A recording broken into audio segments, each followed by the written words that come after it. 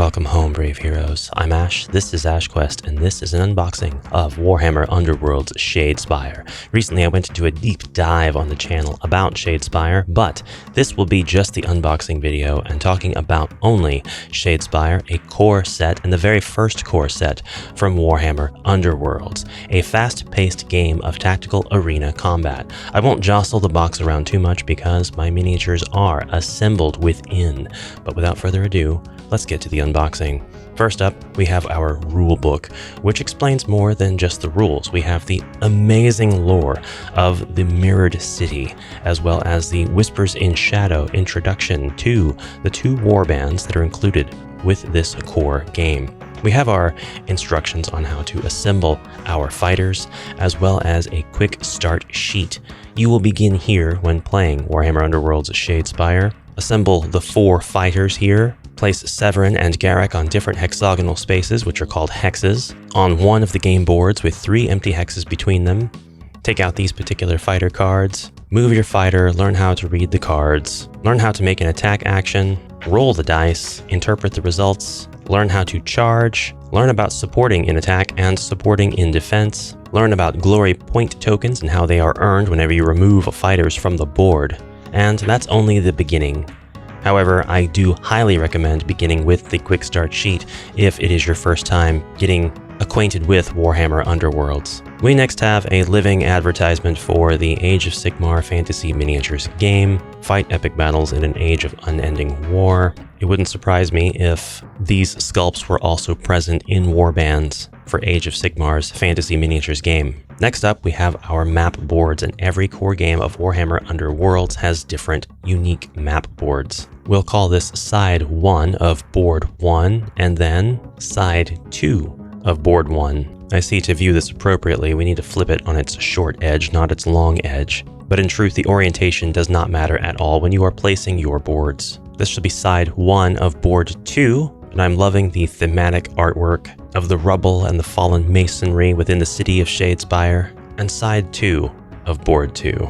This time complete with some blocked hexes, although these particular blocked hexes don't make any sense to me. I think we definitely could have had artwork with other blocked hexes. I did miss a few on this one. I guess they were kind of difficult for me to see. Easy to see now that I'm looking for them. We would be able to connect these boards any way we like, so long as the hexes become full. So we can't do this, for example. This shall be our backdrop for the rest of the unboxing. We have tokens, pre-bagged for your convenience and mine. We have 9 total objective tokens, which take on the form of these piles of rubble on their reverse sides, front sides with pictures of very specific objectives that must be obtained or guarded during the gameplay session. These will net you glory points if you have the appropriate objective cards. They are numbered 1 through 9. The 7, 8, and 9 are not going to be used in a typical 2-player game. We have another objective token, which is the Artifact of Cataphrane, used in one of the special game modes for Shadespire, as well as 2 tokens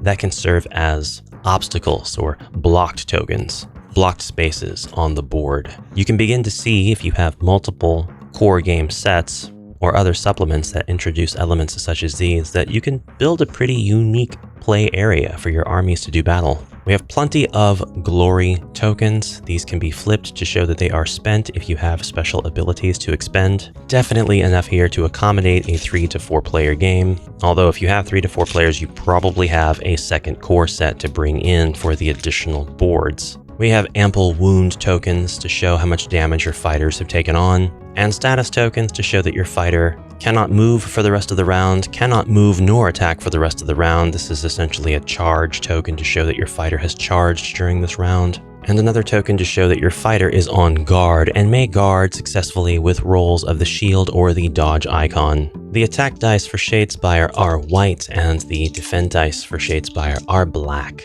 The attack dice feature the Warhammer symbol, as well as the crossed swords or fury symbol, the critical success symbol, the support if your target is adjacent to one other fighter from your warband side, and the support if your target is adjacent to 2 other fighters in your warband side. The defend die has shield, dodge, then critical success, 1 other support, and 2 other support. Shadespire comes with 3 decks. One deck for Steelheart's Liberators, which you can open when you play your first game. The fighter cards include Severin Steelheart, Oberyn the Bold, and Ankarad Brightshield, with their respective inspired versions on the back of each of these cards. The objective cards for the Liberators include Awe-Inspiring, Eternals, Lightning Strikes, Sigmar's Bulwark, Slayers of Tyrants, Conquest, Annihilation, Hold Objective 1, 2, 3, 4, and Hold Objective 5. The initial power cards deck for the Liberators includes ploys and upgrades such as Great Fortitude, Great Speed, Great Strength, Block, Heroic Might, Lightning Blast, Brave Strike, Lightning Blade, Righteous Strike, Shield Bash, Heroic Guard, Peal of Thunder, Righteous Zeal, Stormforged Resistance, Tireless Assault, Unstoppable Strike, Valiant Attack, Confusion, Healing Potion, and Sidestep. The Blood Reavers deck may be opened when you play your first game as well, and includes the fighter cards for Targor, Blooded Psyche, Karsus the Chained, Arnulf. Really? Karsus the Chained, Blooded Psyche, and then Arnulf? Hey guys, I'm Arnulf! And Garrick Gorebeard, as well as Targor Inspired, Psyche Inspired, Karsus Inspired, Arnulf Inspired, and Garrick Inspired. The objective cards for the Reavers include A Worthy Skull, Blood for the Blood God, It Begins, Khorne Cares Not, There Is Only Slaughter, Denial, Annihilation, and Hold Objective 1 through Hold Objective 5. The power cards include Sidestep, Great Fortitude, Great Speed, Great Strength, Blood Offering, Blood Rain, Desecrate, Final Blow, Insensate, Khorne Calls, Skulls for the Skull Throne, Berserk Charge, Blood Slick, Deadly Spin, Wicked Blade, Unstoppable Charge, Whirlwind of Death, Frenzy, and Confusion. The extra cards are not to be opened until you have played a few games, but include the following objective cards: Cleanse, Consecrated Area, Immovable Object, Seize Ground, Coward, Draw the Gaze of Khorne, Khorne's Champion, Let the Blood Flow, Conquest, Denial, Supremacy, and the following power cards: Boon of Khorne, Fueled by Slaughter, Rebirth in Blood, Ever Advancing, Sigmarite Wall, Stormforged Tactics, Grizzly Trophy, Terrifying Howl, Undaunted, Shardfall, Sprint, Blessed by Sigmar, Fatal Riposte, Heroic Stride, Total Offense,